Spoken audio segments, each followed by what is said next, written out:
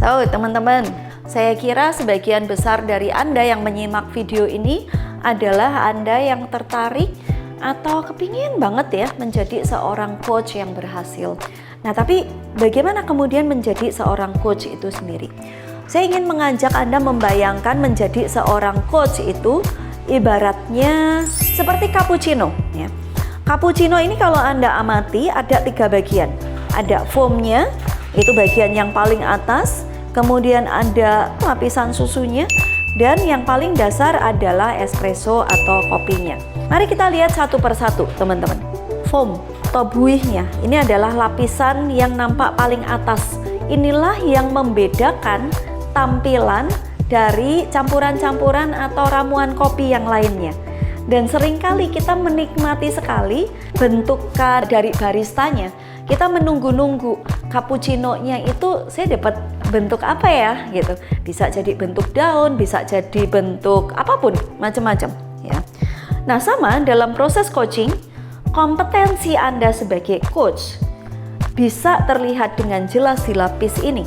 Secara kasat mata, klien Anda atau coach Anda itu mulai mengamati bahasa tubuh Anda, ketajaman pertanyaan, intonasi Anda, keahlian Anda menggali dan menemukan ide, atau bahkan juga tatapan mata Anda pada coach Anda atau klien Anda.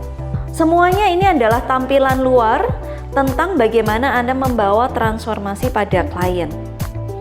Atau kalau saya bilang, sebenarnya ya lapisan ini adalah lapisan yang paling mudah dipelajari karena kasat mata. Menggunakan coaching tools itu juga bisa menjadi bagian dari proses di lapis ini. Beberapa di antara Anda menggunakan post-it, beberapa di antara Anda membuat worksheet yang cantik, beberapa di antara Anda menggunakan tools seperti kartu-kartu foto misalnya. Itu adalah tampilan luar. Ya.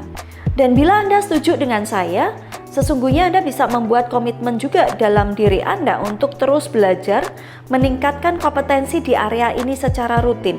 Ya, banyak sekali media pembelajaran di luar sana atau tools yang Anda bisa konsumsi dengan mudah.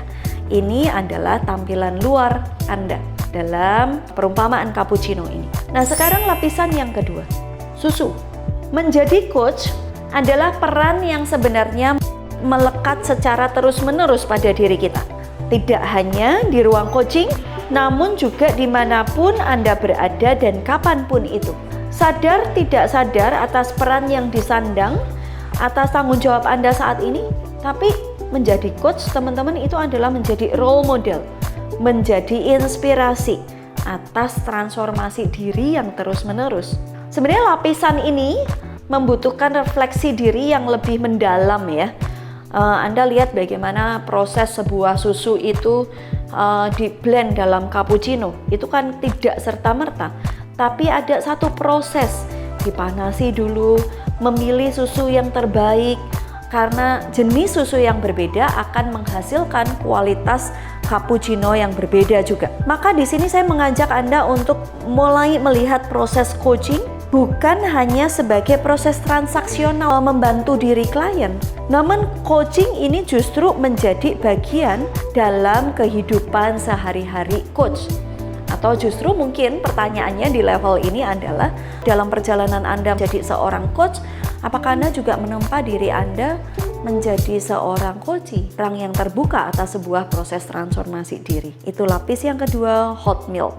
Dan sekarang lapis yang ketiga, lapis intinya, karena tanpa yang satu ini ya kita nggak bisa sebut minuman ini cappuccino ya, espresso atau kopinya. Kalau saya bilang dalam diri seorang coach ini adalah calling atau panggilan. Dan pada saat kita bicara soal calling, maka menjadi coach tidak bisa lagi dikatakan hanya sekedar profesi.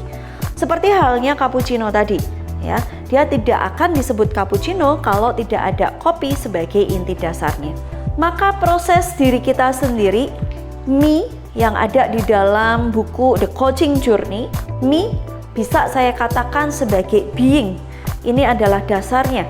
Anda bisa saja mengikuti berbagai macam sertifikasi coaching atau belajar seluruh metode atau mempunyai mungkin puluhan macam coaching tools.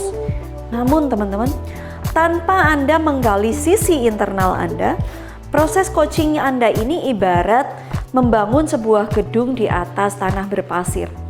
Maka menjadi seorang coach bukan hanya bicara soal teknik, metode, atau berbagai keahlian yang Anda pelajari, namun juga bagaimana kita menggali diri kita dari sisi personal, menemukan otentisitas diri kita, menemukan identitas dasar kita, atau bahkan juga menemukan DNA kita as a coach. It's not only doing as a coach, but being as a coach.